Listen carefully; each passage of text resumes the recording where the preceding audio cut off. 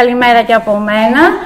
Να πούμε ότι αυτό που θα δείτε, το σενάριο μάλλον έγινε 2 φορές. Την πρώτη φορά υλοποιήθηκε στο 2ο Γυμνάσιο Αγίου Δημητρίου και υλοποιήθηκε και φέτος στο 2ο Γυμνάσιο Αργυρούπολης. Ποια είναι η διαφορά, γιατί κάθε σενάριο το εμπλουτίζουμε. Φέτος κάναμε και συνδιδασκαλία. Δηλαδή υπήρξαν 2 ώρες που έγινε συνδιδασκαλία με την συνάδελφο της ένταξης. Δουλέψαν ομαδοσυνεργατικά, πήρε μια ομάδα στην ίδια τάξη, οπότε υπήρχαν 2 καθηγήτριες στην ίδια τάξη. Είναι παρούσα εδώ η κυρία Παπακοσταντίνου, την ευχαριστώ θερμά για τη βοήθεια. Ο λόγος τώρα στα παιδιά εννοείται. Προβολή παρουσίας, προβολή διαφήμιση. Εδώ. Okay. Ποιοι είμαστε, Αλίκη Καλαγερή και Γιάννη Ζαφυρόπουλος. Εκπροσωπούμε το τμήμα Α1 του Δευτέρου Γυμνασίου Αργυρούπολης. Τι κάναμε, ασχοληθήκαμε με το κείμενο «Ο δρόμος για τον παράδεισο είναι μακρύς». Αρχικά προβληματιστήκαμε με τον τίτλο και κάναμε πολλές υποθέσεις. Το μελετήσαμε και εντοπίσαμε κάποια βασικά σημεία. Το κείμενο μιλάει για την ξενοφοβία και για τα άτομα με αναπηρία. Παρουσιάσαμε τις ηρωίδες, την Ελένη και τη Βερόνικα. Ασχοληθήκαμε και με άλλα κείμενα, πίνακες ζωγραφικής, ποίηματα, άρθρα που δίνουν τα ίδια θέματα. Πώς αγραστήκαμε, ομαδικά και ατομικά. Έγινε και στην διδασκαλία 2 ώρων με την καθηγήτρια της ένταξης. Παρουσιάσαμε στην τάξη τα αποτελέσματα των ομαδικών εργασιών. Αναζητήσαμε στο διαδίκτυο υλικό σχετικό με τα θέματά μας, π.χ. πίνακες ζωγραφικής και τραγούδια. Συζητήσαμε και στο τέλος παίξαμε και τρίλιζα. Επιλέξαμε 3 δραστηριότητες: οριζόντια, διαγώνια αριστερά, διαγώνια δεξιά και κάθετα, ώστε να κάνουμε μια τρίλιζα που να περνάει από το κέντρο.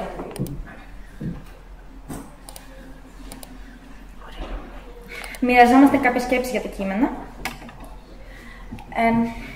Μου αρέσουν τα κείμενα γιατί προβληματιστήκαμε και συζητήσαμε σημαντικά θέματα. Στεναχωρέθηκα που οι γείτονες της Βερονικάς μιλούσαν άσχημα στην ίδια και στην οικογένειά της.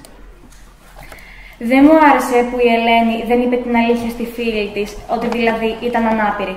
Θεωρώ ως πιο κατάλληλο τίτλο το ψέμα. Μου έχουν συμπεριφερθεί και εμένα ρατσιστικά.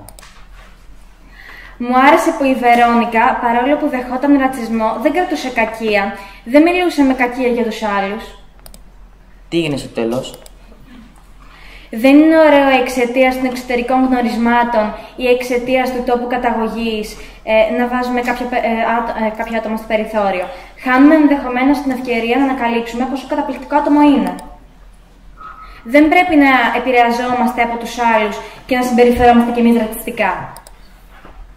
Πρέπει να αποδεχόμαστε τη διαφορετικότητα. Όλοι εδώ μέσα λέμε ότι είμαστε κατά του ρατσισμού και ότι αποδεχόμαστε τη διαφορετικότητα. Πώς όμως αληθινοί είμαστε, συμφωνούν τα όσα λέμε με τις πράξεις μας? Και η ερώτηση άνοιξε μεγάλη συζήτηση. Σε ποιους τομείς ή σε ποια θέματα είναι ο καθένας και η καθεμία από εμάς ρατσιστής ή ρατσίστρια? Δεν αποδέχεται δηλαδή κάποιο άτομο που είναι διαφορετικό από αυτόν? Ενδεικτικές εργασίες, συναντήσεις ανάμεσα στις ηρωίδες και τους ήρωες του κειμένου. Η Φρίντα Κάρλο συναντά την Ελένη που τη συμβουλεύει να μην τα βάζεις κάτω λόγω των κινητικών προβλημάτων σου, να τα ζήσεις όλα στη ζωή σου και να συνεχίσεις να αγωνίζεσαι. Και η Βερόνικα συναντιέται με τη 16χρονη Ζεϊνέπ από τον Αφγανιστάν, που μοιράζονται τα ίδια προβλήματα και την ελπίδα για ένα μέλλον πιο αισιόδοξο. Αλλά και δικές μας συναντήσεις με τις ηρωίδες, με την Ελένη και τη Βερόνικα. Εικαστικές δημιουργίες. Έκανα μια εργασία για τη λογοτεχνία. Έκανα ένα διάδρομο σχολείου και στο διάδρομο υπάρχουν πάρα πολλά παιδιά. Αλλά ένας είναι μόνος του. Είναι ο ξένος. Τα άλλα παιδιά δεν του κάνουν παρέα επειδή είναι λίγο σκουρόχρωμος. Τον φωνάζουν ξένο και αυτός λέει μην φωνάζεις ξένο. Είναι διαφορετικά. Και τα άλλα παιδιά τα έκανα εγώ επίτηδες να είναι διαφορετικά, γιατί εγώ πιστεύω ότι το καθένα έχει τη δική του ομορφιά. Εγώ έκανα στο έργο μου 2 διαφορετικά πλαίσια. Έκανα εδώ πέρα τους πρόσφυγες να φεύγουν από τη χώρα τους για εύνοικους λόγους, λόγω πολέμου ή για δύσκολης οικονομικής κατάστασης. Επίσης έκανα το πλαίσιο των προσφύγων να είναι σκούρο, γιατί υποτίθεται ότι έχουν περάσει δύσκολα. Και στην άλλη χώρα που πηγαίνουν, οι άνθρωποι δεν τους δέχονται, τους πετάνε πράγματα για να φύγουν και διαδηλώνουν. Το μήνυμα που θέλω να περάσω είναι «Stop, έχω και εγώ δικαιώματα». Μερικές ακόμη. Τα ποιηματάκια. Το Blackout Poetry. Και οι υπόλοιπες. Και οι υπόλοιπες. Στο ιστολόγιο. Ευχαριστούμε για την προσοχή.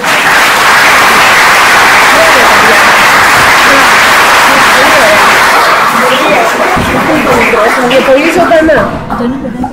Ναι, το κατάλαβα. Ευχαριστούμε πάρα πολύ. Είσαστε πολύ άξιοι. Για πρώτη γυμνασίου πανάξιες και πανάξιοι.